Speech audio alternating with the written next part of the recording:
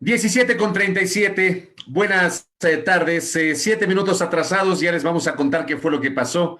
Una verdadera tragedia, tragedia tecnológica la que hemos vivido en la jornada del día de hoy. Pero bueno, ya estamos junto a ustedes por la fanpage de Primera Plana, Suma al Día, a través justamente de nuestro esfuerzo periodístico, en donde ustedes pueden evidentemente encontrar toda la información que generamos a lo largo de la jornada, nuestras entrevistas, nuestros posts, las noticias que obviamente podemos captar a lo largo de cada jornada periodística. José Antonio Sánchez, desde la provincia de Morona, Santiago, quienes habla Fabricio Vela desde Quito. Les saludamos. Comenzamos con Suma al Día. ¿Qué tal, Flaco? Bienvenido. Hola Fabricio, ¿qué tal? Muy buenas tardes a todos nuestros amigos internautas. Hoy mucho de comentar tras la renuncia del tercer vicepresidente de la República del Ecuador en estos 3 años y un poquito más. Una lectura, qué es lo que significa obviamente esa renuncia, cuál es su posición hoy dentro de este tablero electoral que vamos a ir construyendo seguramente en los próximos meses, o se va a ir construyendo en el Ecuador en los próximos meses. Todo ese análisis en estos 90 minutos de información y análisis de las noticias. Sé que en Quito, mi querido Fabri, ha habido una lluvia torrentosa que ha inundado varios sectores de la capital. El diluvio universal, José Antonio, el día de hoy aquí en la capital de los ecuatorianos. Una cosa tremenda. La lluvia que anegó varios sectores del distrito metropolitano de Quito. Hubo, por ejemplo, inundaciones. Ahora ya no le llaman inundaciones, Flaco. En nuestro tiempo le decíamos inundaciones. Ahora le dicen acumulación de agua. Así le llaman pomposamente, ¿no? Eso ocurrió en algunos sectores de la capital. Por ejemplo, en la zona de Iñaquito, en la avenida Amazonas, a la altura de la plataforma financiera gubernamental, hubo ahí varias inundaciones, también hubo problemas en pasos deprimidos. Yo transité por la avenida Occidental y se notaba que hubo una granizada ahí. Felizmente el tráfico algo fluía, ¿no? Pero hubo dificultades en la capital el día de Sí, hoy. he visto algunas imágenes en la avenida Occidental, que es desde la parte alta, sobre todo por el sector del bosque, el agua bajaba casi como un río, anegando obviamente la vía que va de sur a norte. También he visto algunos vehículos y motocicletas inundadas justamente donde señalas en la plataforma gubernamental que está en el norte de la ciudad, ahí en la Amazonas y Naciones Unidas más o menos, que es la segunda vez que se ve algo así, digamos, ¿no? La primera tras su inauguración y esta vez que ha causado algunas molestias a conductores que dejaron sus vehículos, a motociclistas también que las veían las motos ahí flotando. Y los pasos deprimidos que siempre han sido un dolor de cabeza en la capital, ¿no? Pero en todo caso, esta vez creo que volvió a sorprender el clima a algunos capitalinos. Sí, sin duda, sin duda. Fue lo que tuvimos el día de hoy. Digamos que esta no suele ser temporada para tener esta clase de aguaceros, no suele ser. Todavía tenemos este tipo de aguaceros. Abril aguas mil y mayo hasta que se pudre el sayo, dice ¿cómo se llama? El imaginario popular, ¿no? El sayo es esta especie de falda indígena, ¿no? Que es muy resistente, ¿no? Hasta que se pudre. Imagínate, cuando se pudre eso ya hay demasiada agua. Pero ciertamente en esta temporada no debería haber una lluvia como de las características del día de hoy. Bueno, con esto ya no sé si tenemos una audiencia. Ya, respetable, muy respetable. ¿Sí? Ya tenemos una audiencia muy respetable sobre los 200. Ahorita tenemos 234, queridos internautas, que siempre tienen la gentileza de, ahora 237, ¿no? Quiero contarles, bueno, esto como anécdota, en las noticias que a nadie le importa, resulta que hoy se me regó un líquido en el teclado de la computadora, teclado que lo había cambiado recién la semana anterior para que funcione de mejor manera. Fue una desgracia, de verdad que me dio hasta dolor de cabeza.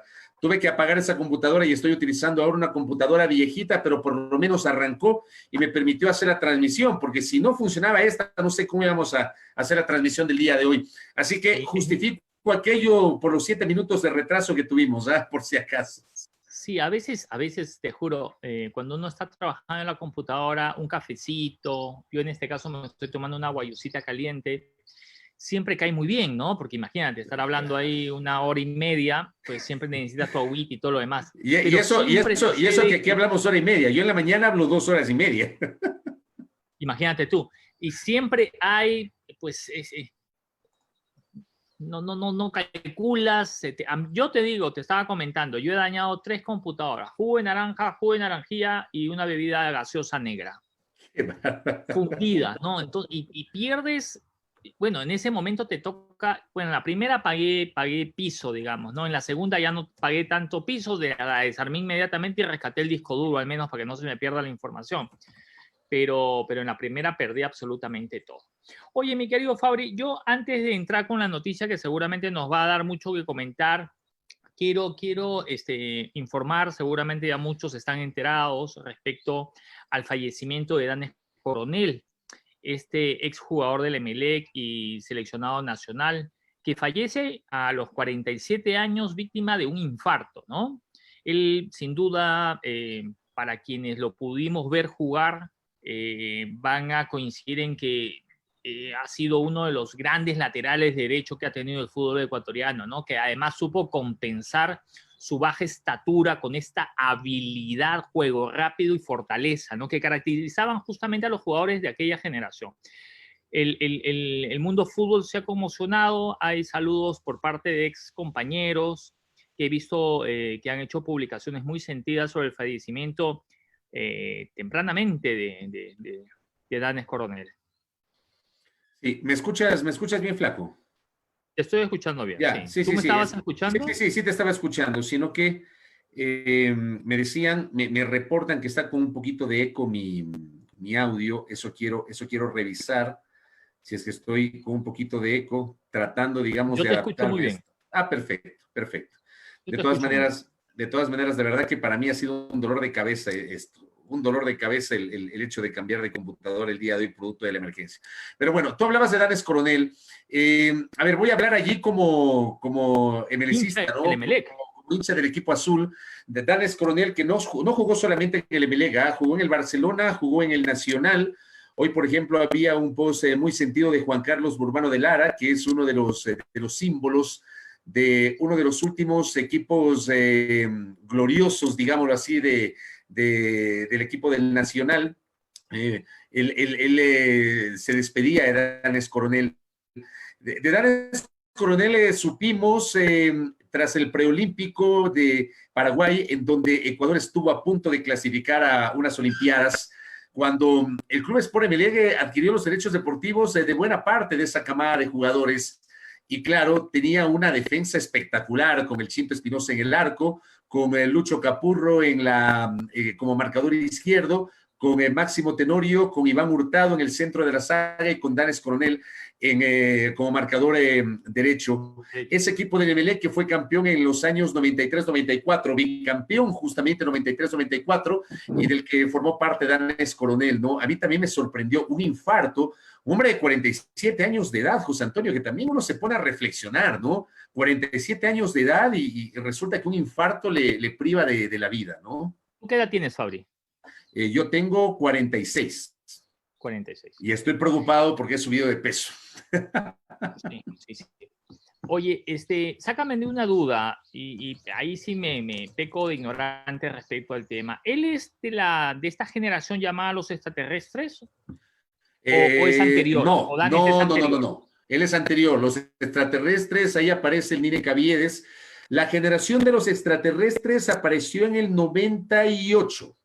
Ok. En el año 98. Tú tuviste a Caviedes, tuviste al Huancavilca Hidalgo, tuviste a Moisés Candelario, por ejemplo, tuviste a Pepe Aguirre, varios de estos jugadores jóvenes que empezaron ahí a romperla, promovidos por la dirigencia de Quintana, ¿no? Y claro, llegaron a la final del año 98, ahí fue que Liga nos dio la del zorro en la final, ¿no? El 7-0. No hablemos del tema, no hablemos del tema. No te quiero, digamos, no quiero ahondar tu tristeza respecto a la computadora y después hablar Sí. de ese resultado tan abultado. En fin. Pero bueno. Bueno, ok, entremos pues. Pasen la tumba de Danes Coronel. Entremos en materia. ¿Tienes títulos tú para Tengo algunos, Dale, pero porque lo que seguramente vamos más a comentar importante. hoy día Ok, la noticia central del día es lo del vicepresidente, pero vamos con ese breve resumen que tú tienes la gentileza de presentar a nuestra audiencia de las noticias más importantes del día. perfecto. Entonces, renunció el tercer vicepresidente del Ecuador y hoy entregó su despacho. El vicepresidente o el presidente deberá enviar una terna a la Asamblea para escoger al cuarto vicepresidente en 3 años y un poquito más de gobierno.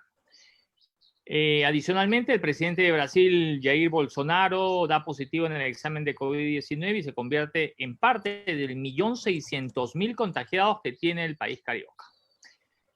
El gobierno de Donald Trump inició formalmente el retiro de Estados Unidos de la Organización Mundial de la Salud. El Congreso confirmó haber recibido la notificación en varias ocasiones. El mandatario acusó a la Organización Mundial de la Salud de haber encubierto la magnitud de la pandemia de COVID-19. Como un dato complementario a lo que señalábamos el día de ayer, hoy podemos decir que 234.000 personas perdieron su trabajo en los últimos 4 meses, según la Cámara de Comercio de Quito. 234.000 personas. 234.000 personas. Esto según datos de la Cámara de Comercio de Quito. El 97,4% es del sector privado. Y el 45% de las pérdidas en ventas y empleos corresponde a Quito. Qué bárbaro. Es realmente preocupante, ¿no? Esas son las noticias más importantes, digamos, que han sucedido en las últimas horas, pero sin duda hay muchísimo que comentar respecto a la renuncia del vicepresidente, qué es lo que ha sucedido en las últimas horas, qué es lo que se viene, qué es lo que va a pasar. Sé que ha habido movimiento en Carondelet, ya suenan algunos nombres, el presidente tendrá que enviar una terna en un máximo de 15 días, la Asamblea Nacional puede demorarse hasta 30 días para elegir de esa terna quién será el nuevo o el cuarto vicepresidente. Y si no lograran un consenso y no lograran reunir los 70 votos que se necesitan, pues digamos, el término de este tiempo haría que el primero de la terna ocupe la vicepresidencia de la República por el tiempo que le falta al gobierno para terminar su periodo. A ver, yo te quiero preguntar a ti y también quiero preguntarles a los internautas. ¿Estamos o hemos vivido una crisis política a nivel del Ejecutivo con lo que está pasando en torno a la figura vicepresidencial? ¿Tú qué opinas, José Antonio? O sea, quisiera escucharte a ti antes de yo expresar mi punto de vista y también compartirlo con nuestros internautas. ¿Tú crees que lo ocurrido en torno a la figura vicepresidencial en los 3 años y 1 mes y un poquito más de la gestión del presidente Moreno reflejan una crisis política a la interna del gobierno? Mira, la crisis política son episodios puntuales. Yo más que definirlo como una crisis política, lo definiría como una inestabilidad política en el país en los últimos años, que da como digamos, en cuenta en esta clase de episodios, que son varias crisis, ¿no? Porque lo del vicepresidente hoy es una crisis, ¿sí? Lo que se va a provocar en las próximas semanas, porque va a haber una crisis de gabinete. Es lo más probable. Todo lo que se está viendo apunta a que quizás, y solamente por nombrarte un caso, la señora María Paula Romo va a formar parte de la terna, se va a crear obviamente un espacio en el Ministerio de Gobierno, a no ser de que la nombren y le encarguen el Ministerio de Gobierno. Pero va a haber definitivamente una crisis de gabinete, pero yo sí creería que lo que estamos viviendo es una cereza más del pastel de la inestabilidad política. Y yo coincido en esa parte contigo. A ver, si a mí me preguntan, yo sí creo que hay una inestabilidad política, que la renuncia hoy de Otto Sonnenholzner al cargo que estaba desempeñando desde el 11 de diciembre del año 2018, termina reflejando justamente esa situación de inestabilidad. Hago un recorrido por estos casi 41 años de vida democrática que tiene la República.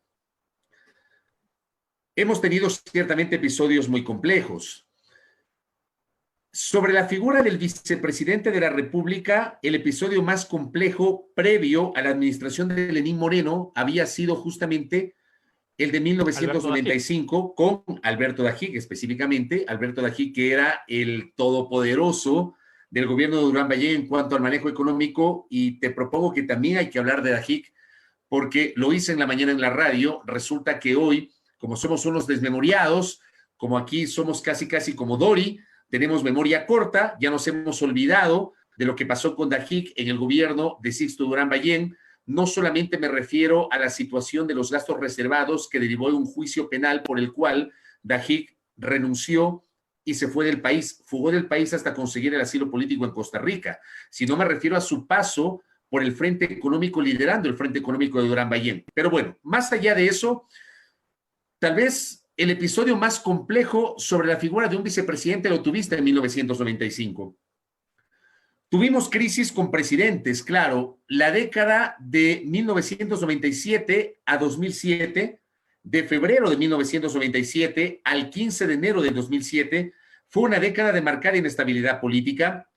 Tuviste a Bucarán, que cae con los episodios del 5, 6 y 7 de febrero de 1997, un Congreso Nacional que desconoció la sucesión presidencial en la persona de la vicepresidenta Rosalía Arteaga, a quien le encargaron por 2 días la primera magistratura del país, y luego, a mi modo de ver, de modo inconstitucional, generaron una figura inexistente en la Constitución, que era el interinazgo, y nombraron al presidente del Congreso de la época, Fabián Alarcón, como presidente interino de la República. Tuviste el 10 de agosto del año 98 la posesión de Yamil Maguad. Tuviste el 21 de enero del año 2000 el derrocamiento de Yamil Maguad, la instalación de un triunvirato, figura inexistente igualmente en la Constitución, integrada por el entonces Vargas y Carlos Mendoza, el general Carlos Mendoza, jefe del Comando Conjunto de las Fuerzas Armadas, el doctor Carlos Solórzano Constantine, expresidente de la Corte Suprema de Justicia, que por cierto fue él quien dictó la orden de prisión contra Dajic. Miren que no es un detalle menor. Y Antonio Vargas, que a la época era presidente de la CONAIE. Yo he contado varias veces esta anécdota, que yo me acosté durante la noche del 21 de enero, madrugada del 22, me acosté a la 1, 2 de la mañana, gobernado por un triunvirato, y a las 4:30 de la mañana resulta que en el Ministerio de Defensa Nacional, el vicepresidente de la República estaba asumiendo el poder con anuencia de la Embajada de los Estados Unidos. ¿Tú fuiste al Ministerio de Defensa esa noche? No, yo estaba en el canal, trabajaba entre Amazonas, y yo escuché por radio, yo escuché por radio y me quedé loco, porque yo iba de mi casa al canal en un taxi, y ahí escuché en la radio la intervención del presidente hacia las 5 de la mañana, el vicepresidente posesionándose como presidente con la venia de los militares y la anuencia de la Embajada de Estados Unidos. Son, digamos, detalles que no terminan siendo menores y que los recoge la historia y que no todo el mundo recuerda. Como también... Y en ese punto solo decir que acabas de nombrar, digamos, varios vicepresidentes que se han convertido en protagonistas, ¿no? Por supuesto. Se convirtieron en protagonistas. Mira tú, a Rosalía Arteaga, que debió ser la presidenta y le impidieron por obra y gracia de la política ecuatoriana. Tuvimos a Gustavo Noboa, que inicialmente no le reconocían, fruto del derrocamiento de Maguad, su condición de vicepresidente para asumir el relevo constitucional. Luego tuviste la posesión de Lucio Gutiérrez el 15 de enero del año 2003, su derrocamiento un miércoles 20 de abril del 2005 y su reemplazo por parte de Alfredo Palacio, que era el vicepresidente de la República. Y yo recuerdo que Palacio durante 5 horas no pudo abandonar el auditorio de Ciespal, porque los forajidos querían ahí, digamos, arremeter contra todos los políticos que se encontraban en el auditorio de Ciespal. ¿Y si recuerdas quiénes estuvieron, digamos, en la primera línea en Ciespal? Ah, claro, pues Cintia Viteri, del Partido Social Cristiano. Cintia Viteri con digamos, con un atuendo distinto. Ella es la que posesiona, ella era vicepresidenta del Congreso y posesiona a Alfredo Palacio. Yo estuve en el Congreso, en la sesión del Congreso en la planta baja del Banco Central ese día, cuando Omar Quintana era el presidente del Congreso Nacional y ya estaba estructurada la mayoría política. Resulta que apelan la presidencia de Quintana no los toma en cuenta y se sale la mayoría, se salen del hall del Banco Central y se trasladan a Ciespal. Y es en Ciespal donde invocan de modo inconstitucional la causal de abandono del cargo del presidente de la República, de Lucio Gutiérrez, abandono del cargo cuando el presidente estaba en Carondelet. O sea, de esas cosas chistosas que tiene la política, ¿no? Pero bueno, ¿por qué traigo a colación todo esto? Porque durante casi 41 años de vida democrática, siempre este país tuvo periodos de inestabilidad política, siempre. Hay que reconocer que entre el 15 de enero del 2007 y el 24 de mayo del 2017, el país tuvo un periodo, digamos, de estabilidad política con un presidente que impulsó una asamblea constituyente, tuvo mayoría en la constituyente, tuvo un bloque importante de legisladores en 2009, tuvo un bloque con una mayoría inédita en la historia de la República en el año 2013, hasta que finalmente dejó el poder el 24 de mayo del 2017. Pero antes del 2007 tuvimos periodos marcados de inestabilidad política conforme este brevísimo resumen que acabo de señalar.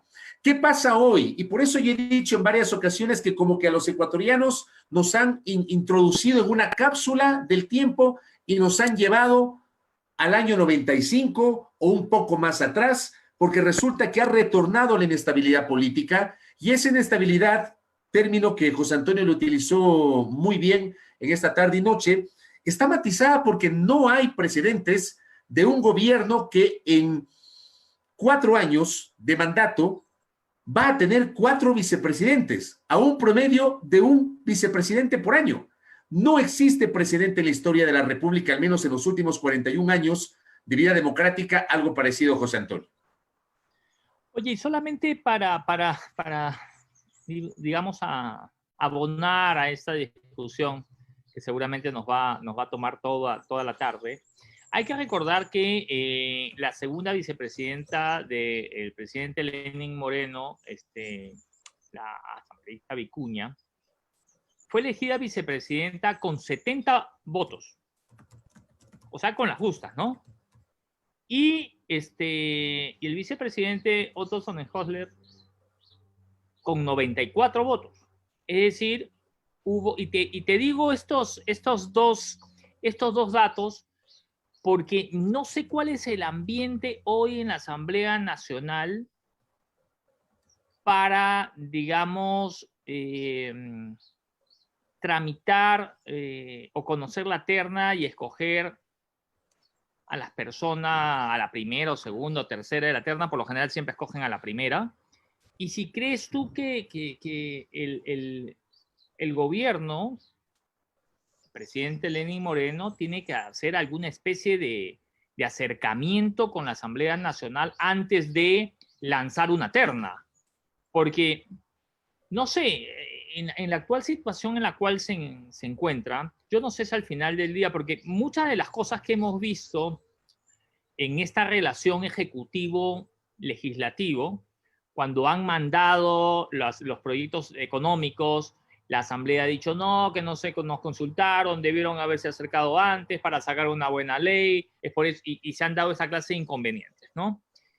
Yo no sé si para esto el presidente de la República, a través de algún delegado, debe tener quizás algún acercamiento con la Asamblea para no pasar el papelón de que el presidente les mande una terna, a la Asamblea no les guste ninguno de los 3 nombres, den largas y largas y se agote el tiempo de 45 días viviendo en una especie de, eso sí, una nueva crisis adicional, ¿no? Con un mensaje terrible para el exterior, y que al final del día se posesione, digamos, el primero o la primera de esta terna sin haber sido, o haber recibido el beneplácito, si se quiere, de la Asamblea Nacional.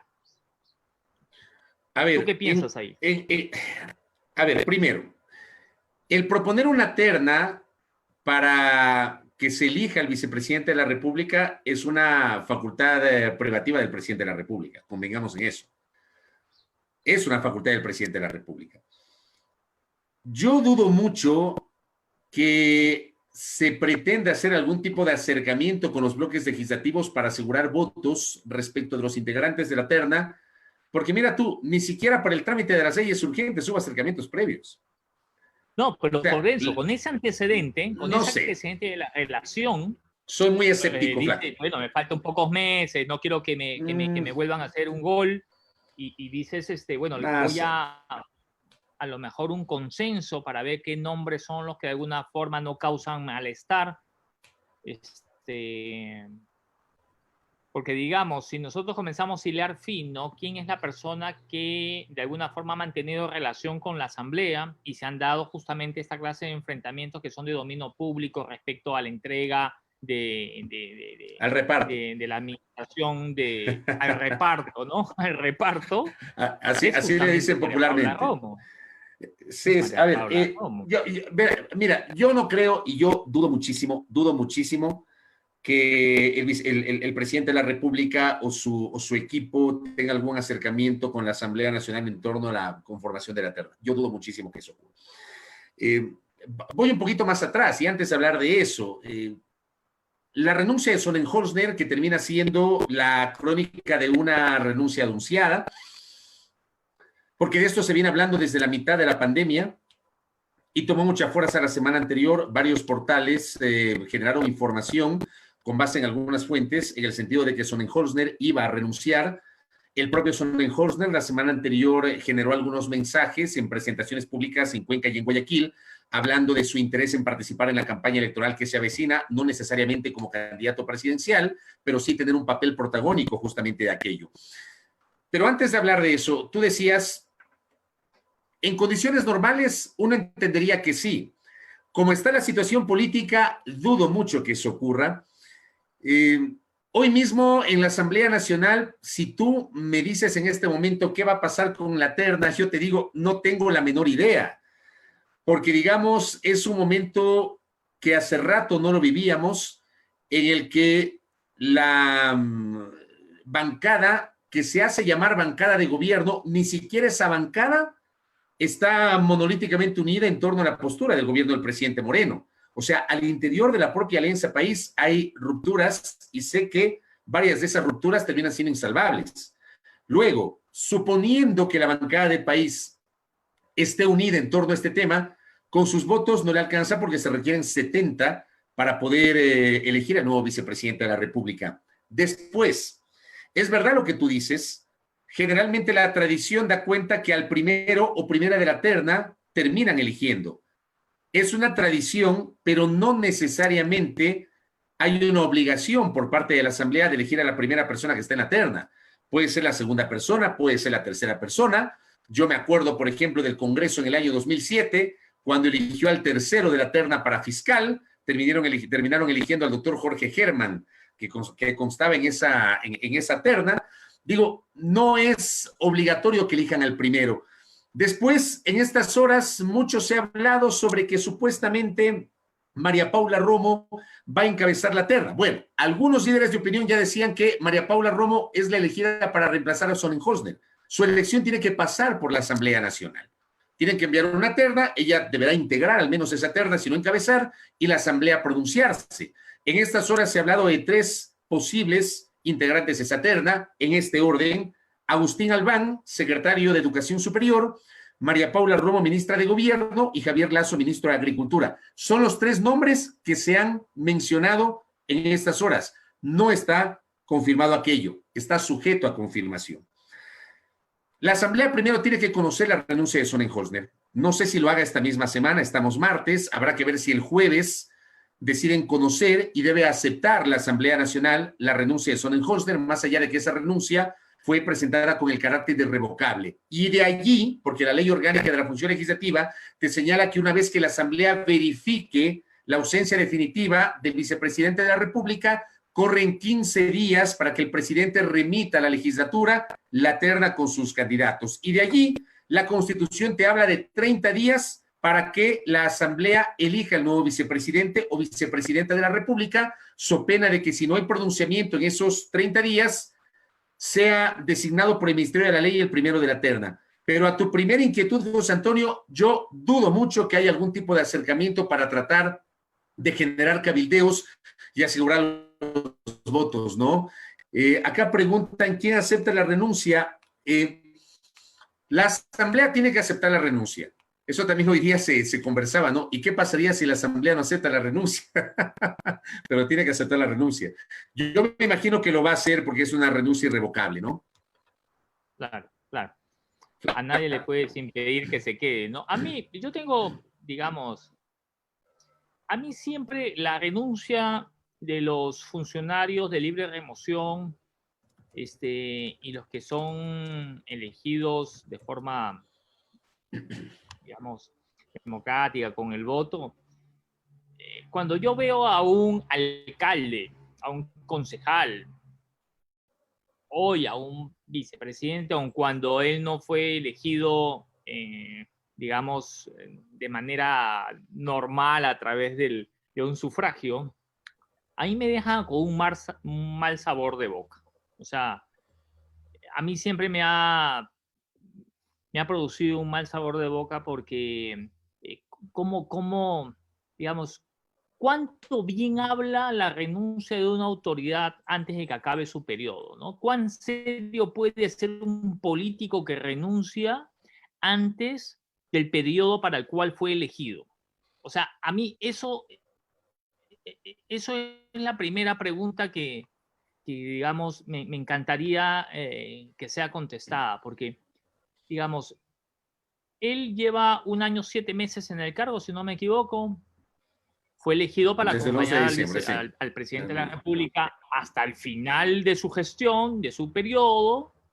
Y yo digo, ahora que, digamos, que se está hundiendo el barco, pues, ¿no? Porque es que resulta casi que así, ¿no? Con tantos episodios y denuncias de corrupción, con el manejo de la crisis sanitaria, tú te vas y dices, no, yo voy a luchar, pero quiero hacerlo desde afuera porque no quiero que digan que yo me estoy beneficiando, estoy haciendo mal uso de los recursos públicos.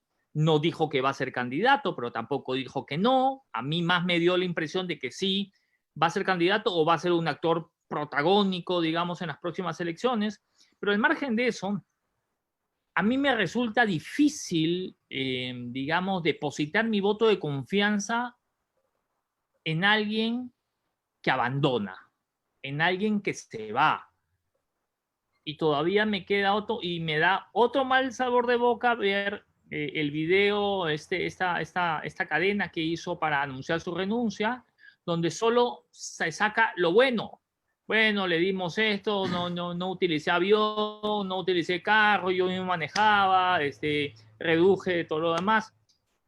Y las cosas malas, ¿Y tú cuando has y visto que los un... 240,000 desempleados, ¿Y tú cuando has visto que un ¿quién se presidente hace o cargo de un... eso? Pero tú cuando has visto que una autoridad de ese calibre tenga un mínimo de autocrítica? ¿Tú cuándo has visto eso? Sí, El pero te digo, poder o o sea, quien ostente el poder lamentablemente no es autocrítico, José Antonio. O sea, perdóname, cuando tú vas cada 24 de mayo a escuchar el informe de la Nación, tú jamás vas a escuchar una autocrítica por parte del gobernante de turno. Nunca. No va a reconocer lo que hizo mal o lo que no hizo, ¿ya? Solamente te hablan del país de las mil maravillas, ¿ya? De eso te hablan. No es, o sea, yo creo que no podías esperar que el vicepresidente renunciante hable tal vez de las omisiones del mal manejo de la pandemia, pero yo te voy a decir algo. Yo te voy a decir algo. yo sí hubiese querido un poquito más de sinceridad respecto a su renuncia. Es decir, me voy porque no estoy de acuerdo con esto y esto. Punto, chao. Porque no ha Yo, dado un argumento, digamos, válido, importante como para irse. chequeo rápidamente, porque yo sí creo que, a ver, no lo dice frontalmente, Sonnenholzner, lo dice entre líneas, termina diciéndolo entre líneas Sonnenholzner. Hay una parte de su renuncia, hay una parte de su renuncia, en la renuncia que le deja a la Asamblea Nacional, que es, digamos, algunos aspectos los recogió casi textualmente de la intervención del día de hoy. A la Asamblea le dice: siempre dejé claro que en el momento en el que mi cargo de vicepresidente se convierte en un impedimento para servir y aportar a los temas más relevantes del país, dejaría este cargo y saldría como entré, con la frente en alto y de la mano de mi esposa. Ojo, repito, dice: siempre dejé claro que en el momento en el que mi cargo de vicepresidente se convierte en un impedimento para servir y aportar a los temas más relevantes del país, dejaría este cargo. Para mí, esa parte, sin decirlo directamente, termina diciendo mucho. Para mí, termina diciendo mucho, porque de alguna manera lo que está haciendo indirectamente Sonnenholzner es confirmando lo que era un secreto a voces, que es una situación muy compleja a la interna, en donde paulatinamente el vicepresidente de la República fue relegado desde la mitad del control de la pandemia. O sea, no lo dice directamente, pero te deja entrever eso, ¿no? Mira, pero tú tienes que esto no ha sucedido ayer, ni antes de ayer, ni hace 15 días. Pues. No, esto viene sucediendo hace por lo menos hace 2 meses y medio, ¿no? 2 meses, sí, 2 meses y medio. Sí. El vicepresidente, primer episodio, el vicepresidente dejó de presidir el COE. Primer episodio. ¿Sí? Que el señor quiere andar en territorio, así que la presidencia del COE es itinerante, que ahora está la ministra de gobierno y después, en fin, ya. A esto siguió, digamos, el congelamiento objeto, es decir, se lo dejó de ver de la noche a la mañana de manera pública. Tercer episodio, salieron 2 personas muy cercanas a él. Primero, Ricardo Luque, el director del Centro de Inteligencia, y Gabriel Arroba, el secretario de Comunicación, ¿no? Otros también, ¿no? Entonces tú dices, bueno, aquí está pasando algo. Le pidieron que baje el perfil, aunque eso no se conoce de manera oficial, se lo deduce. Y también se le pidió no hacer recorridos en el Guayas. ¿Por qué? Para no quitarle protagonismo a la alcaldía de Guayaquil, a la alcaldesa de Guayaquil. O sea, son cosas que están medias en el aire y que a nosotros nos toca un poco empezar como a leerlas nomás, ¿no? Pero si tú te querías ir o si ya estabas inconforme desde hace algún tiempo, ¿por qué no tomaste la decisión antes? Se dice también, aunque tampoco desde manera oficial, que no quería entorpecer las negociaciones de la deuda externa y no quería, digamos, que su salida se interprete como un nuevo episodio de inestabilidad en el país y que a lo mejor vaya a entorpecer las negociaciones. También se dice, no se conoce de manera oficial. Pero, no sé, ¿será candidato? ¿No será candidato? ¿Apoyará una candidatura? O sea, para mí está claro que él al menos va a trabajar por un proyecto político. Independientemente de si sea o no candidato, él va a trabajar por un proyecto político. Para mí eso está recontra claro. Ahora, lo que yo te digo es, mira, hay un detalle que para alguna gente probablemente resultó irrelevante. Para mí no resultó irrelevante. Para mí, pero es apenas una opinión mía. Termina siendo una opinión mía. Sonnenholzner se presenta en cadena nacional a las 8:30 de la mañana. ¿Sabes a qué hora se pronunció el presidente de la República, José Antonio? No le tomé el tiempo, aunque vi su tweet. A la 1 de la tarde. El presidente de la República genera un pronunciamiento público 4 horas y media después de que el vicepresidente de la República renuncia. No fue un pronunciamiento inmediato por parte del presidente de la República. O sea, luego de la renuncia hubo algunos ministros que le desearon suerte, que le agradecieron, pero el presidente de la República, el primer mandatario, se demoró 4 horas y media para pronunciarse a través de un comunicado. O sea, a mí no me vengan a decir que el presidente de la República no tenía listo un comunicado o no sabía que el vicepresidente iba a renunciar. A mí no me vengan a decir eso. O sea, se demoró 4 horas y media para emitir un comunicado. Antes de eso, silencio total. Recién, después del pronunciamiento del presidente de la República, se generó el pronunciamiento en la cuenta Twitter de la ministra de Gobierno, María Paula Romo. Escribió la ministra Romo, vicepresidente Otto Sonnenholzner, gracias por haberse, hace 5 horas, déjame te digo la hora exacta. O sea, antes que el presidente, no creo. No, después del presidente, 15 minutos después del presidente. Es que te digo que renuncia Sonnenholzner Y minutos después, casi inmediatamente, varios ministros, varios compañeros del gabinete se pronuncian. Pero no se pronunciaron ni el presidente ni la ministra de Gobierno. El presidente lo hace a la 1 de la tarde y la ministra lo hace a la 1:15 de la tarde y la ministra Oye, postea, perdón. vicepresidente Sonnehorsner, espérate, gracias por haber servido al país en esta dura época que nos ha correspondido compartir, que tus decisiones sean las mejores para el Ecuador y su futuro. Ese es el mensaje de la ministra de Gobierno hacia la renuncia del vicepresidente. O sea, no sé cómo lees tú, tal vez yo estoy exagerando, pero no fue inmediata la reacción de estas dos autoridades. Oye, espera, perdón que haga un paréntesis, Fabio, me acaban de pasar el dato que acaba de renunciar Gustavo Ich. Sí, ya No te sé lo tenía si lo acá. puede Estaba esperando que reconfirmar. terminemos esta parte. Ah, bueno, ok, Ya pero te se ha lo confirmado eso también. Él tenía sería también el acá. cuarto o quinto secretario de comunicación, ¿no? Es más, no, ya está confirmado. Está confirmado. Te voy a compartir. Sí, te voy a. El quinto, ya vamos a hablar de eso. Déjame compartir ahora mismo en pantalla. Sí se ve, ¿no? ¿Sí ves la nota, ¿Se Flaco? está cargando? Se Flaco. está cargando, sí. Yo te escucho, ¿ah? Ya, ahí está. Ok. Gustavo Ich renuncia a la Secretaría General de Comunicación de la Presidencia, nota de Diario El Universo. Hoy Gustavo Ich Garcés renunció a la Secretaría General de Comunicación de la Presidencia, cargo que asumió el 23 de abril tras la salida de Gabriela Rúa.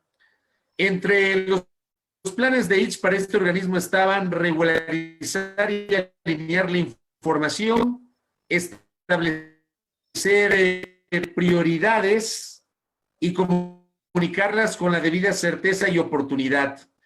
Hay un factor adicional que quiero tratar de eliminar. Tiene que ver con el exceso de burocratismo, de manejo profesional de la comunicación, que no esté debidamente alineado y ejercido en toda la red institucional del sector público y que el universo.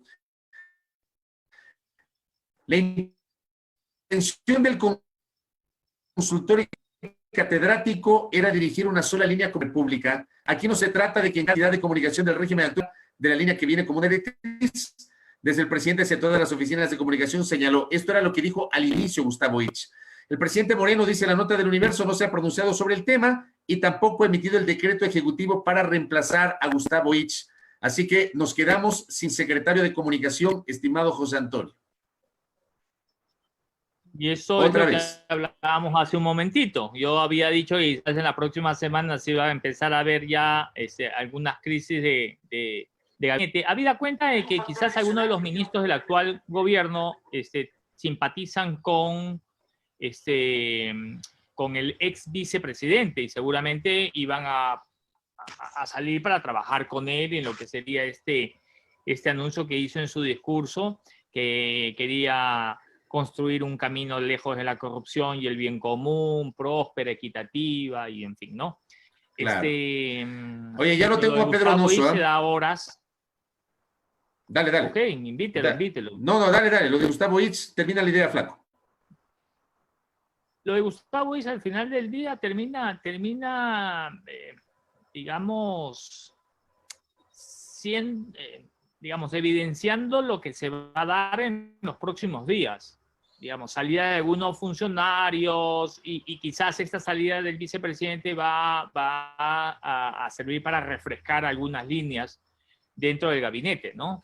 Pero la lectura, obviamente, la lectura que la ciudadanía y la gente que estudia la política, obviamente no lo ve como un refrescamiento de líneas, ¿no?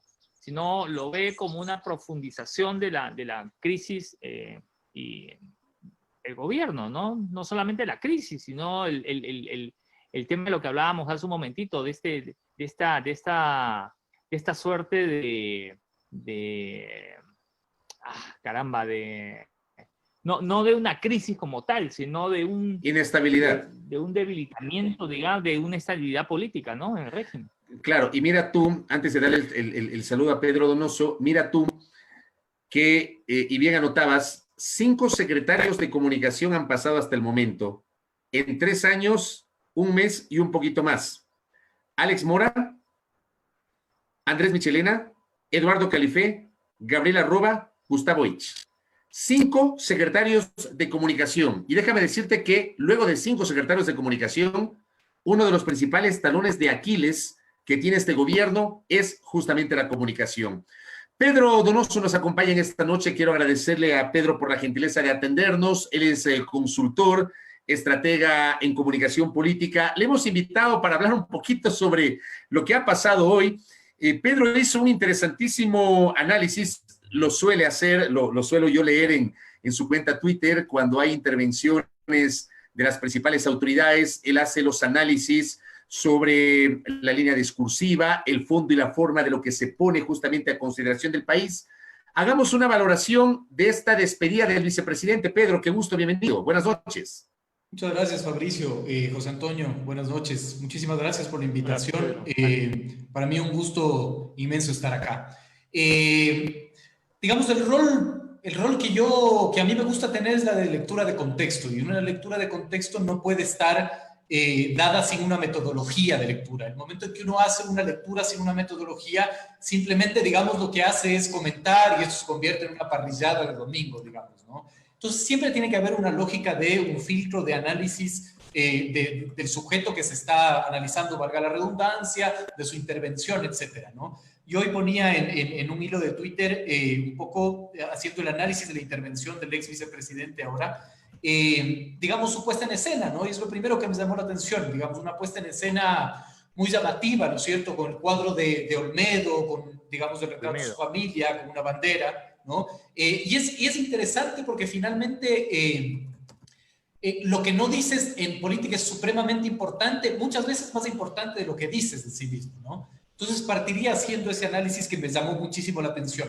sobre todo, digamos, del cuadro de Olmedo. Entonces leí en Twitter que hay mucha gente que decía, bueno, ese cuadro de Olmedo está en el despacho del vicepresidente desde siempre. Digamos, esa puede ser una justificación, pero si tú pones de impuesta en escena, digamos, a un vocero del gobierno a dar un mensaje tan trascendental como su renuncia, creo que tienes que establecer, digamos, un control de lo simbólico también, ¿no? Ese un poco era la primera introducción del análisis que yo intentaba ensayar, ¿no? Porque tampoco se puede hacer un análisis muy profundo en Twitter, ¿no?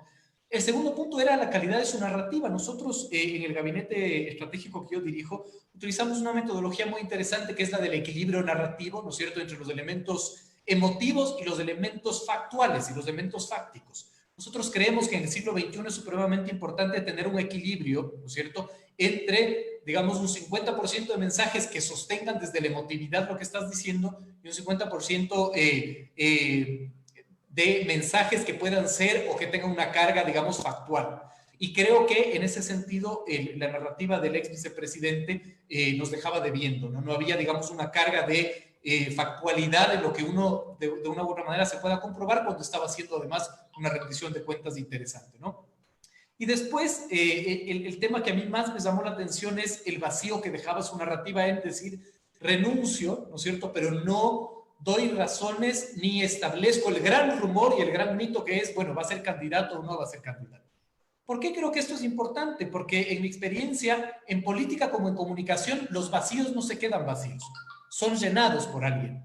Y un poco el siglo XXI se caracteriza, decía yo, por el sembrar relatos y el que llega primero a posesionar un titular. Entonces, si tú no cuentas la historia, alguien más la va a contar por ti, finalmente, ¿no? Entonces, creo que es importantísimo el momento en que un funcionario quiere posicionar una idea que cierre el círculo de la comunicación. Para mí la comunicación se da por círculos, y el momento en que no cierras el círculo de la comunicación, generas el sembrar un mito que va a ser, digamos, respondido y cerrado por alguien más, ¿no? Flaco, dale. Bueno, sí, creo que mucha gente empezó un poco digamos, a pronunciarse sobre el escenario. El vicepresidente dio su intervención y presentó su renuncia, ¿no? Comunicó su renuncia. Hay quienes señalan que el cuadro de Olmedo siempre está ahí, en fin, pero bueno. Tú hablas de que en su alocución no fue claro en decir por qué se va. Esto puede digamos, puede relacionarse a la lealtad que quiere guardar con el presidente, que lo dijo en parte de su intervención? ¿O sería hacerse un harakiri también, si es que señala las limitaciones que tuvo para ejercer su rol como vicepresidente en el actual gobierno y los problemas que tuvo en los últimos meses para poder actuar con el encargo que el mismo presidente de la República le había hecho? Digamos, ahí es quizás las veces en que los entrevistadores se arrepienten de invitarme, porque a mí no me gusta especular cuál es la razón. Lo que sí planteo finalmente es que si un funcionario va a hacer un anuncio de esta envergadura, tiene que cerrar el círculo, tiene que explicar el por qué. Podría finalmente decir: estoy cansado, se acabó mi servicio, no quiero seguir más, quiero servir al país, digamos, en otra trinchera, quiero hacer política desde las bases, quiero dedicarme a mi empresa o quiero aspirar a una candidatura. Digamos, lo criticable de esa construcción narrativa es el que no cierres del círculo, repito, ¿no? El que no puedas dar una respuesta a esa pregunta, sea cual sea la respuesta. Y si, claro, hábilmente quieres construir una respuesta política en donde no te abras un frente con el presidente y tampoco quedes, digamos, como un desleal, puedes ensayar una respuesta, pero la urgencia del ejercicio es hacerlo finalmente, ¿no? Hay una parte, Ok, a pero propósito. entonces, le voy a dar la vuelta. Dale, Simplemente dale. para terminar esta idea, Dale, le voy dale, a dar la Flaco. vuelta a Pedro. ¿Qué del discurso te pareció que estuvo bien? Digamos, claro, no quiero hacer una valoración de bueno o malo, sino que señalar finalmente estos pequeños detalles, ¿no es cierto? Yo creo que lo bueno que puede rescatar finalmente del discurso del vicepresidente es la calidad emotiva, ¿no? Es decir, el poder trasladar esa emotividad. Pero a mí se me queda esa partecita, esa patita, ¿no es cierto?, floja de: está bien que tú construyas un imaginario de emotividad, otórgale datos, otórgale data para que el ciudadano que esté consumiendo, ¿no es cierto?, cree una conexión empática contigo, pero sobre todo cree credibilidad. Lo emotivo crea empatía. Lo factual crea credibilidad, y la suma y la ecuación perfecta de una transmisión de un mensaje es la emoción más lo técnico, es decir, la credibilidad más la empatía, ¿no? A mí hay una parte del discurso en el contexto que está señalando Pedro Donoso en este diálogo con nosotros. Él es consultor, estratega en comunicación política. Digamos, en ese contexto donde no dice exactamente por qué se va. Hay un párrafo que quiero dar lectura. Por eso hoy que enfrentamos una situación más estable, puedo finalmente tomar esta decisión. Al presidente de la República siempre le agradeceré su esfuerzo para dar los primeros y difíciles pasos para sacarnos de ese modelo fracasado que solo busca destruir y tiene sumido en la pobreza y desolación al pueblo venezolano.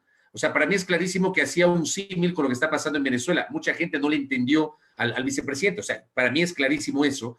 Lo considero una buena persona y he servido a su lado con convicción y lealtad, pero siempre dije que no estoy aquí por el cargo, ni por el sueldo, ni por los honores, y que en el momento que sienta que este cargo se convierte en un impedimento para servir y aportar a los temas más relevantes del país, prefiero salir como entré, y eso haré. Saldré de aquí con la frente en alto y de la mano de mi esposa. ¿Cómo lee Pedro Donoso este tramo que creo que es emblemático de la intervención de Sonnenholzner? Yo creo que en política y en la transmisión de los mensajes hay tres cosas fundamentales para mí: el timing, ¿no es cierto?, el tiempo, la forma y el fondo. Yo creo que en la forma, la puesta en escena de la transmisión del mensaje para mí no es correcta finalmente, porque además yo lo ponía en el hilo de Twitter que planteé. Yo tengo dificultad en entender las palabras del vicepresidente porque siento que es muy atropellado en su transmisión de mensajes. No sé si al resto de personas, pero a mí me cuesta entenderlo, ¿no? Entonces, sí, lo que fonéticamente tiene que tener ahí, digamos, una forma mucho más espaciada. ¿Cómo leo esto? Leo, digamos, como una lógica de crear una expectativa, quizás como una estrategia política que de una u otra manera tiende a darse la vuelta y afectarte, porque no es claro ok, ¿por qué se va finalmente? Entonces él dice: bueno, cuando yo sienta que mi cargo me impide, ¿no es cierto?, poder servir mejor, me voy. Bueno, ¿cuáles son las razones de por qué ahora ya le impiden servir en su cargo? ¿No es cierto? Entonces es la primera duda que siembra y que no contesta, y que va a ser respondida por sus adversarios políticos, ¿no? Cuando ya todo está más estable, no sé a qué se refiere. No sé si se refiere a la pandemia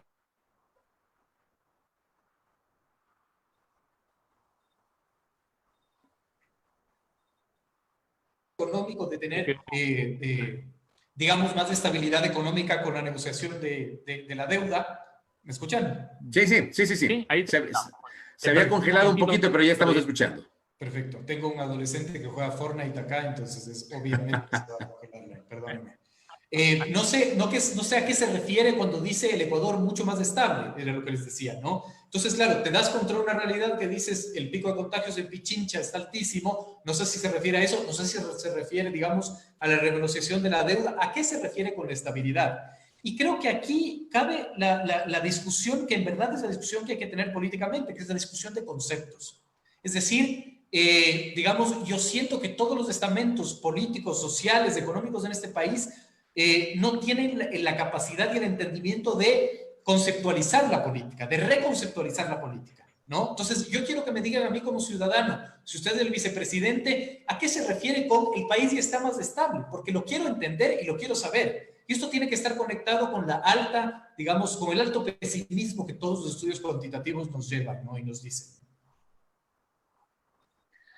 Pedro, hace unos minutos hablábamos con Fabricio y hoy mi consulta te la planteo a ti como consultor político.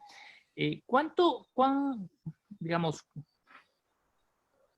¿cómo habla de un funcionario o una persona que abandona o deja o renuncia a un cargo y que tiene aspiraciones seguramente políticas? ¿Cuánto habla de esa persona, esa acción? Depende mucho de la forma, es lo que les digo. Es decir, ya hablamos del fondo que es, digamos, la renuncia. Depende cómo yo lo construyo y lo posiciono finalmente, ¿no?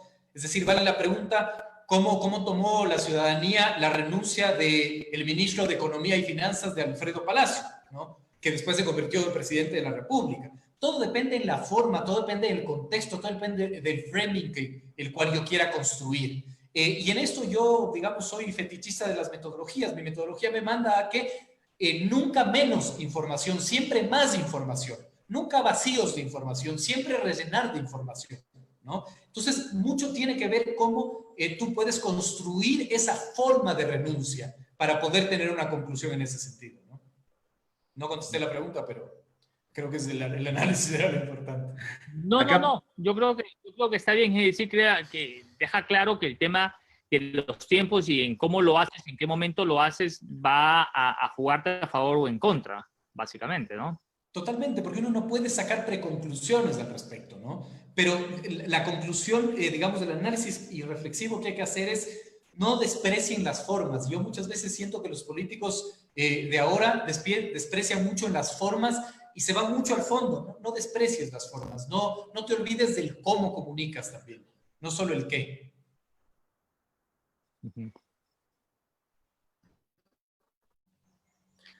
Acá, por ejemplo, dentro de Pedro Donoso, ¿qué porcentaje de credibilidad generó Sonnenholzner con su discurso del día de hoy al renunciar? Hay que medirlo, ¿no? Yo no he tenido acceso finalmente, nunca me atrevería a dar una cifra si no hay una medición, ¿no? Sin embargo, si me lanzo a especular un poco, creo que no le afectaría tanto en los números positivos que tiene. Yo revisaba un poco cifras preparándome para esta entrevista y veía que en junio 45% de aprobación positiva. A Sonnenholzner lo lanza el CIES, que es una encuestadora medianamente seria en el país. Entonces, creo que finalmente la gran discusión no es solo el golpe de efecto, el detonante de cómo se debe medir esta renuncia, sino qué es lo que vaya a hacer el vicepresidente con esa renuncia. Creo que esa es la clave. ¿Qué vas a hacer tú, actor político, con esa renuncia? Pero generó desde la óptica, no hablemos del porcentaje, porque claro, eso habría que medirlo, pero digo, como planteó Sonnenholzner su presentación, además la hora, a las 8:30 de la mañana, había una expectativa porque ya todo el mundo estaba seguro que iba a renunciar, pero como planteó los términos, el hasta hoy vicepresidente, ¿pudo haber generado credibilidad en la ciudadanía o no, Pedro? No me atrevo a responder esa pregunta. Lo que sí me atrevo, digamos, a decir es que al no rellenar el círculo, ¿no es cierto?, de decir las razones de por qué, yo empiezo finalmente a crearme estos mitos y te voy a valorar con esos mitos yo creados, que es lo que se llama la ley del cierre, ¿no? La ley del cierre, que es una de las 10 leyes de la Gestalt, lo que te dice es, si la comunicación es completa, yo la voy a completar con mis percepciones, ¿no? Entonces hay que ver cómo resulta finalmente la construcción en el imaginario de la gente al no decirme por qué renuncias, ¿no? Entonces yo voy a especular finalmente. Voy a especular porque se peleó con A, con B o con C, voy a especular porque va a ser candidato, voy a especular porque se enojó y se cansó, ¿no es cierto? Derivado de eso va a haber una valoración finalmente, ¿no? Lo que es, digamos, indudable es que Soles Holzner va a ser el tema de la semana finalmente, ¿no? Pedro, tú hablabas hace un momentito que, digamos, el discurso del vicepresidente se concentró en lo emotivo y no aportó datos que construyan la credibilidad, que tú, digamos, como consultor, crees que los vacíos deben llenarse con más información. Y analizando eso que estás señalando, hemos visto en algunos líderes políticos que han empezado a capitalizar justamente el discurso del vicepresidente y señalándoles cosas como, por ejemplo, te vas y eres parte de la crisis sanitaria, que no se hicieron bien las cosas, eres parte de los 250.000 personas que están en el desempleo, eres parte de la corrupción que se ha visto en las últimas semanas en instituciones públicas. Es decir, le comienzan a rellenar justamente esos vacíos. Eso es producto justamente del discurso que ha carecido justamente estos elementos que tú señalas. En mi criterio, sí. La falta de cierre del círculo, ¿no? La falta de la circularidad de su narrativa. Totalmente de acuerdo. Porque finalmente eso es lo que van a hacer los adversarios políticos, ¿cierto? Van a crear, ¿no es cierto?, sus propios mitos que además ven ahí el negocio de la duplicación de los mitos y la duplicación de los silogismos falsos para explicar una razón. Ahora, lo que sí creo es que el gran reto del vicepresidente, si aspira a una candidatura, es la capacidad de desmarcarse del gobierno que, todos hemos visto, tiene cifras de baja aceptación y credibilidad. O sea, ese desmarque, ¿lo hace Sonnenholzner, Pedro, en el momento justo o no? Es que yo siento que no lo hace. Es decir, para mí el detonante de una renuncia tenía la potencialidad de poder decir, me desmarco finalmente. Yo veo que en el acto de hoy, en la narrativa de hoy, no hay ese desmarque de manera clara. Por lo tanto, aún no visualizo yo la capacidad de desmarcarse hasta el día de hoy. Habrá que ver qué hace con esa renuncia y cómo lo proyecta. Por eso sus adversarios políticos le plantean esto de te vas a pesar de que fuiste parte del problema, etcétera, etcétera. Ahora, Sonnenholzner se va, habrá que ver quiénes pone el presidente en la terna para que la Asamblea elija nuevo vicepresidente, pero esto también comentamos en buena parte de nuestro espacio esta tarde y noche, Pedro. ¿Cómo queda en cambio Moreno? Porque esto de que vamos a tener 4 vicepresidentes en 4 años es algo que no tiene precedentes en estos casi 41 años de vida democrática desde el retorno justamente a la democracia en el año 79. ¿Cómo queda la imagen de Moreno? Queda como evidencia un gobierno débil, inestable, con una crisis política a la interna. ¿Cómo queda Moreno y su imagen, Pedro? Es una interesante pregunta finalmente. Creo que sí puede venir a abonar finalmente la sensación de inestabilidad, la sensación, digamos, de vacío, ¿no? Sin embargo, no creo que es un elemento tan importante como lo que está sucediendo. Es decir, estamos viviendo, ¿no es cierto?, una de las mayores crisis económicas que ha tenido el país finalmente, ¿no es cierto? El comercio, me parece que es el comercio, sacaba esta semana este análisis de, digamos, la debacle de una clase media que además se convierte en una nueva clase vulnerable finalmente, sumado a la crisis sanitaria. Entonces, no sé si este puede ser un efecto que marque, digamos, una gran percepción de inestabilidad, ¿no? Creo que abona, suma, pero creo que finalmente las circunstancias y el contexto ya son lo suficientemente graves para el gobierno como para que esto pueda ser un detonante mayor, ¿no? Yo quería retomar un poquito lo que decía Fabricio hace un momentito sobre el timing, si es que fue el momento oportuno o no fue el momento oportuno. Considerando que somos bastante desmemoriados en el país, haber hecho esto cerca a septiembre, si es que tiene obviamente intenciones de candidatizarse y hacerlo hoy, yo creería que hacerlo hoy le da ciertas ventajas que hacerlo después de 2 meses, ¿no? O sea, sí va a tener estos 2 meses como para poder echarle tierrita, digamos, al pasado, su relación con el gobierno para intentar desmarcarse justamente en estos meses. Dependerá mucho de lo que haga, ¿no? Sí, o sea, digamos, la teoría te va a decir que es supremamente difícil desmarcarte. Hay que ver qué tanta habilidad puede tener. Ahí el tema es que si aspiraría a una candidatura, de lo poco que puedo entender finalmente en la lógica jurídica, necesitaba 6 meses de antelación para poder escribir una candidatura. Es decir, necesitaba renunciar antes de los 6 meses. No lo podía hacer después, ¿no? Entonces creo que ese es un factor absolutamente clave para ponerlo en la mesa y analizarlo, ¿no? Por eso les digo, creo que más importante que la renuncia es qué va a hacer con la renuncia.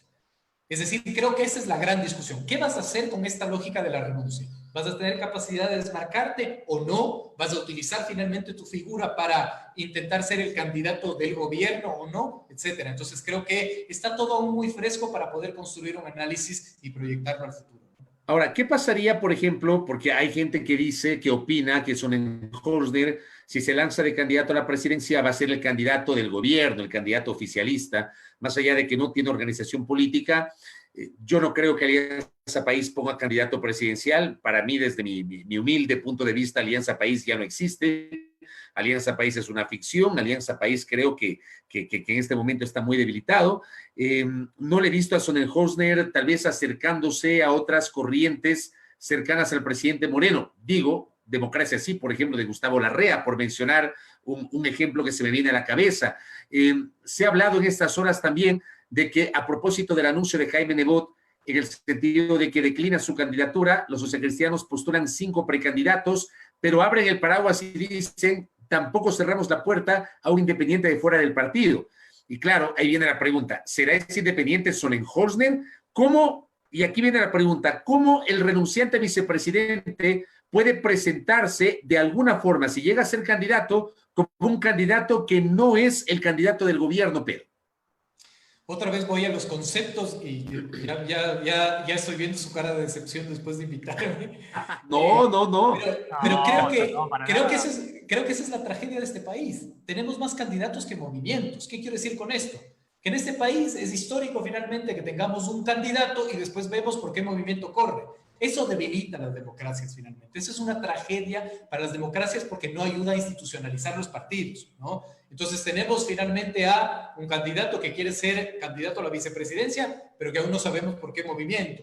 Tenemos a todo el mundo quiere arrimarse a la figura del ex vicepresidente, pero no tiene movimiento.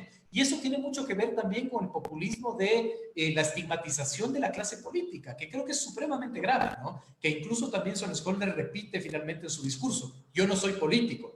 Yo siempre a mis clientes, digamos, o que converso, les digo, cuando ustedes, digamos, contratan a un plomero, y si viene el plomero y les dice, buenas tardes, vengo a arreglar su tubería, yo no soy plomero, ¿le dejan entrar? No, obviamente que no. Entonces, digamos, nosotros necesitamos políticos, necesitamos formar políticos, eso es lo que necesita la democracia, ¿no? Intentando responder a la pregunta, vemos que tenemos o podríamos tener, o se podrían tener un candidato verde, ¿no es cierto?, que está en maduración, huérfano de organización política.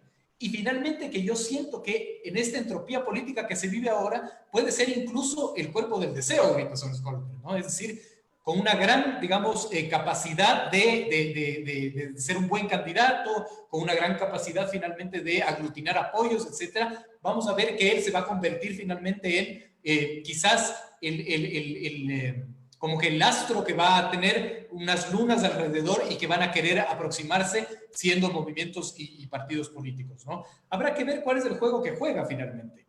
Habrá que ver si el Partido Social Cristiano puede invitarle a sus filas y puede ser ese su candidato, que además ya ha planteado otra de las canchas, ¿no? Es decir, el Partido Social Cristiano, que para mí es el único partido que desde que León Febres Cordero terminó su presidencia entendió que ser presidente en este país es el peor de los escenarios, porque más bien la jugada siempre era a la asamblea o cooptar otros tipos de espacios, ¿no es cierto? Cogobernar O ser oposición finalmente, ¿no? que Entonces, termine siendo negocio, ¿no? Eso, claro, ¿no? Y que es parte del juego político y que es correcto finalmente, ¿no? Pero claro, digamos, ellos, e incluso también el extinto MPD, logró entender que ser el huésped de Carondelet es el peor negocio de este país, porque vas a ser presionado por la legislatura, etcétera, ¿no? Que además es algo que no se está leyendo, y yo siento que no se está leyendo en la esfera pública, ¿no? Mucho hablamos del candidato, pero no nos olvidemos que en esta disputa electoral en febrero del 2021 se disputa también la asamblea. ¿no? Entonces ahí creo que ese es un análisis mucho más profundo que hay que hacer, porque además, si pasaran las reformas constitucionales, no nos olvidemos que la Asamblea va a ser quien elija las autoridades de control, ¿no? Pedro, para eso... ¿Cómo va a abonar? Dale, Flaco, dale. ¿Cómo va a abonar o cómo abonaría el hecho de que a la credibilidad del ex vicepresidente si sale del actual gobierno y acepta una candidatura en el Partido Social Cristiano?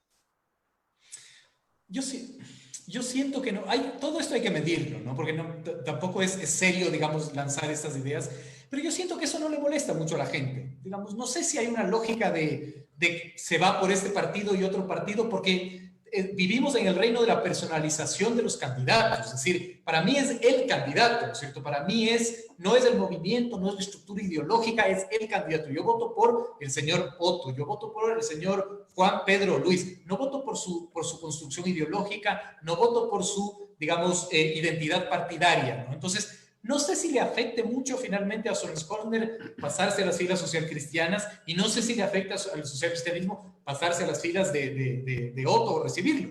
Lo que sí tengo, digamos, esa sensación es que, digamos, el Partido Social Cristiano construyó ya la conceptualización de las cosas. Es decir, lo que dijo es, yo quiero una consulta popular y el candidato que venga se va a reñir a los conceptos que yo estoy lanzando en la consulta popular, ¿no? Entonces, hay que preguntarse si el candidato que sea va a querer entrar a una candidatura amarrado ya a las manos por una propuesta de consulta popular, ¿no? Pedro, para ir cerrando, y aprovecho obviamente el conocimiento en materia de estrategia comunicacional de nuestro invitado Pedro Donoso, acaba de confirmar, y ya mismo lo vamos a proyectar a nuestros internautas, la renuncia del secretario, hasta hoy secretario de Comunicación de la Presidencia de la República, Gustavo Ich. Yo citaba, antes de que ingrese a la entrevista a Pedro Donoso, que a menos de un año, menos de 11 meses de gobierno del presidente Moreno, ha tenido 5 secretarios de comunicación. Alex Mora, Eduardo Califé, Andrés Michelena, Gabriela Roba y ahora Gustavo Ich. 5 secretarios de comunicación en 3 años y poco más de un mes.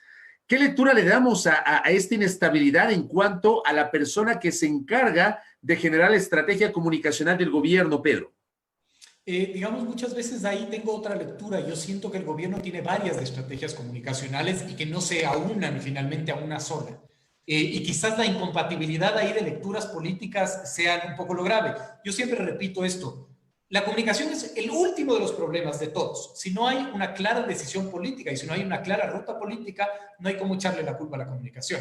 Es decir, el comunicador lo que te dice es, bueno, ¿cuál es la decisión? Yo la comunico, yo la construyo, yo la traduzco, ¿no es cierto? Yo la matizo. Pero si no hay una clara decisión política finalmente, es muy difícil el poder comunicar, ¿no? Yo no tengo, mal podría decir cuáles pueden ser, digamos, las razones finalmente, pero lo que sí me da un poco la lectura es que, claro, hay varias estrategias de comunicación en un solo gobierno y creo que eso puede afectar finalmente el trabajo normal de un secretario de comunicación.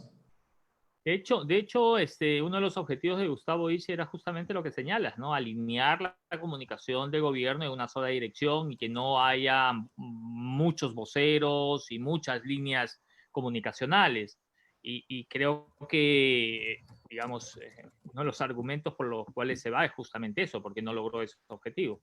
Y se ve claramente en esta pandemia, hemos tenido muchos voceros, gente incluso a la interna de una sola institución del Estado, como el Ministerio de Salud. Hemos visto que el ministro ha salido a desmentir a su subsecretario que lo había puesto de vocero en algún momento, cosas como esas, ¿no? Pero claro, todo esto queda para el análisis y definitivamente sí coincidimos en que la comunicación, obviamente, lo único que hace es comunicar los objetivos o las decisiones o los proyectos que tiene un gobierno. Si no lo hay, te conviertes en un apagafuegos durante todo, digamos, todo el tiempo.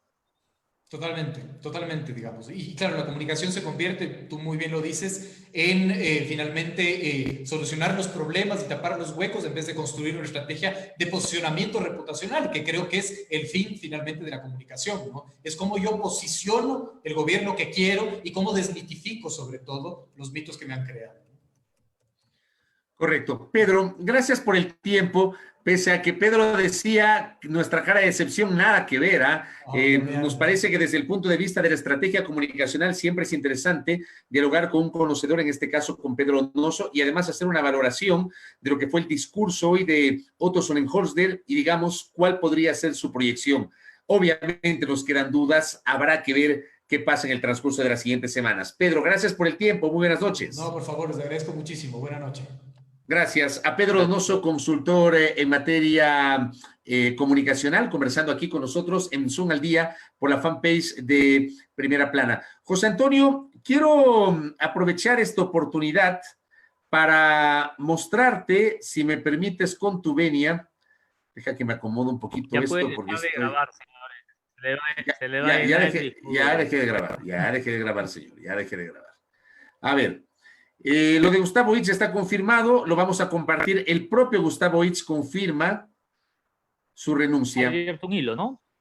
Así es, aquí lo tenemos. Ok.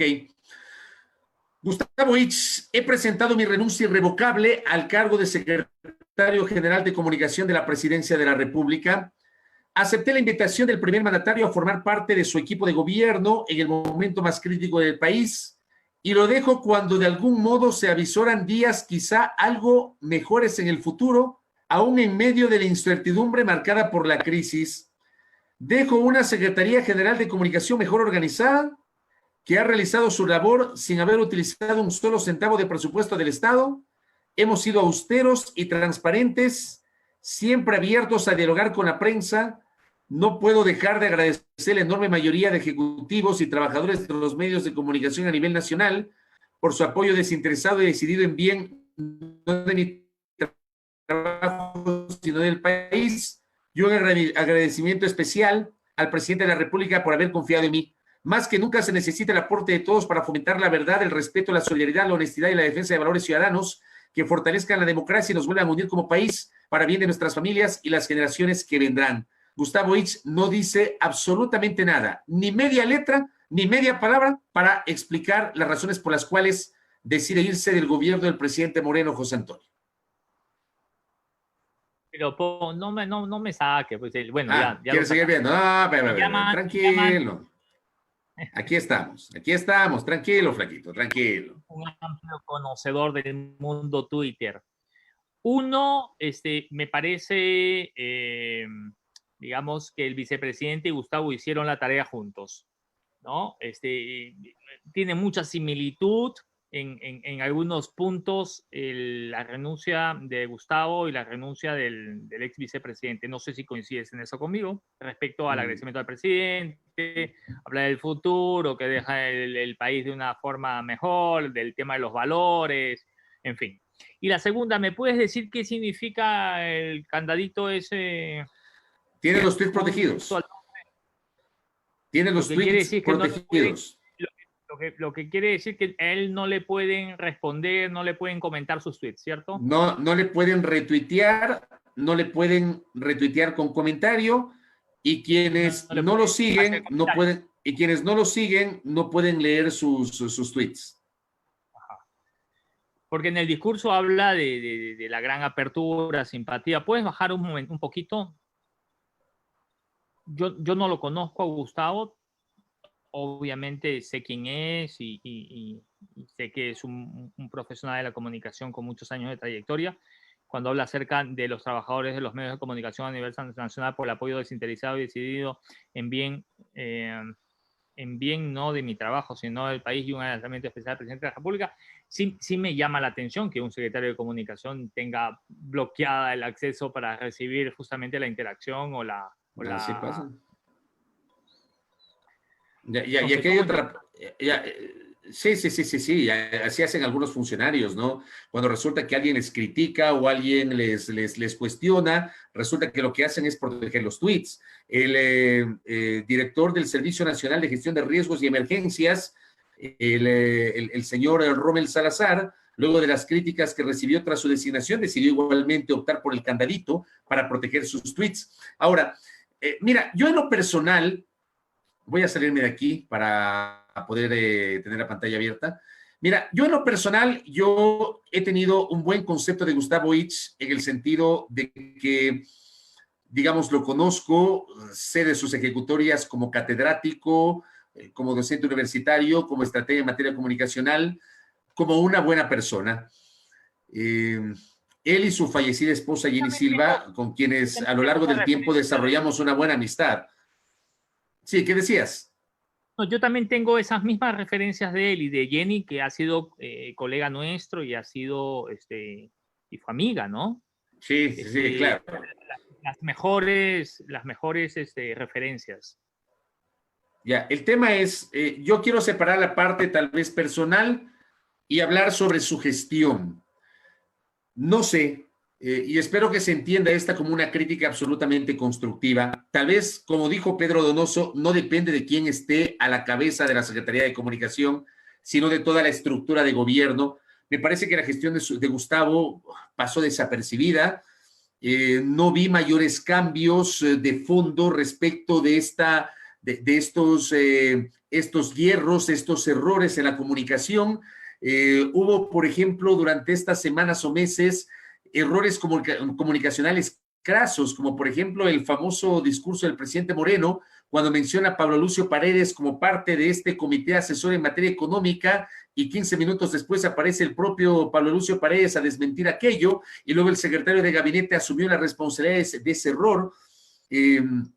Dice, por ejemplo, Gustavo, que esta parte, yo, por ejemplo, yo voy a discrepar con esta parte. Dice,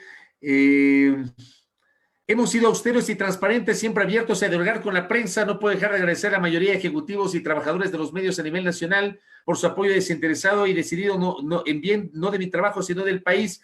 Perdóname, pero yo sí puedo decir que la relación del gobierno con los medios siguió siendo la misma. A mí me ha tocado, por ejemplo, a veces hacer malabares para tener una autoridad del gobierno en mi espacio de la radio. A veces me toca hablar personalmente con la autoridad porque los señores del área de comunicación de las instituciones, que son muy agenciosos ellos, ¿no? Tan propositivos, tan creativos, resulta que nos bloquean como si uno en las entrevistas maltratara al entrevistado. Y uno lo que hace es preguntar, y uno lo que hace es cuestionar. Eso no significa maltratar al entrevistado, pero claro, hay agenciosos asesores que le han metido en la cabeza a determinados funcionarios que no vayan al espacio de quien les habla. Y eso son pocos los que van. Y eso habla de que no existe una línea de comunicación. No existe. No existe. Nosotros no quieren salir, salen en unos medios, hay otros que van y hay otros que no, definitivamente, ¿no? No existe, no existe. Perdóname, pero eso no existe. Eso no cambió, lamentablemente no cambió en el tiempo de Gustavo. Tampoco cambió esta lógica de, por ejemplo, generar cuentas troll ahí para retuitear o para amplificar el mensaje de alguna autoridad de gobierno. No sé, o sea, yo realmente me quedo con esa sensación. Yo digo, no quiero hablar de que Gustavo es el único responsable, porque probablemente Gustavo tuvo las mejores intenciones, pero se encuentra con un gobierno que no está articulado, que no tiene una sola línea. Puede ser, puede ser.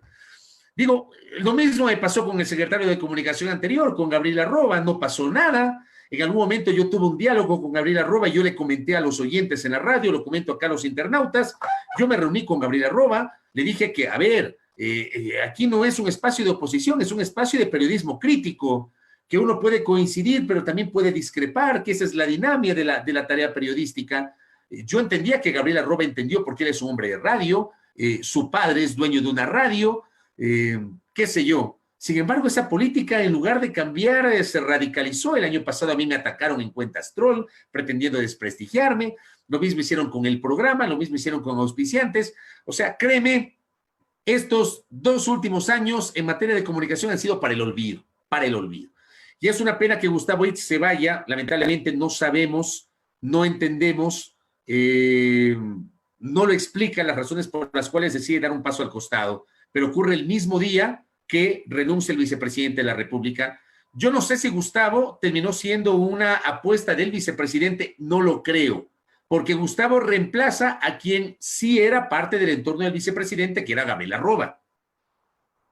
Y tú bien mencionabas, José Antonio, que lo que ocurrió en los últimos tiempos es que minaron la presencia del vicepresidente a través de varios de sus más cercanos colaboradores en el gabinete del presidente Moreno. De todas maneras, un gobierno que tiene 3 años y poco más de un mes, con 3 vicepresidentes, vamos por el cuarto, con 5 secretarios de comunicación, vamos por el sexto, te habla justamente de lo que estamos hablando, un tema de inestabilidad, ¿no? Sí, y además, quizás también señalar que la fortaleza que debe tener un secretario de comunicación y que tenga el espaldarazo del presidente para manejar la comunicación del gobierno. Pero cuando tú te pones como secretario de comunicación y tienes encima a 4 o 5 personas que, digamos, están sobre ti o tienen mucho más relación, quizás, o son de la mesa chica, como dicen, con el presidente de la República, obviamente te dan directrices que muchas veces se encuentran, ¿no? Es decir, el secretario de comunicación, como pasaba antes, estaba de la mano del presidente y tenía todo el apoyo, y al final del día era él el que comunicaba los diferentes programas y proyectos del gobierno, claro, y la línea de comunicación del gobierno. Pero ahora, no sé, tengo la sensación que los secretarios de comunicación tienen encima a un grupo de personas que entregan directrices y obviamente así lo más probable es que fracase cuando tú tienes 4 o 5 jefes, pues. Sí, termina siendo así, ¿no? Termina siendo así. En fin. Y tampoco es oficial, ¿no? Pero, digamos, se presume. Claro, se presume.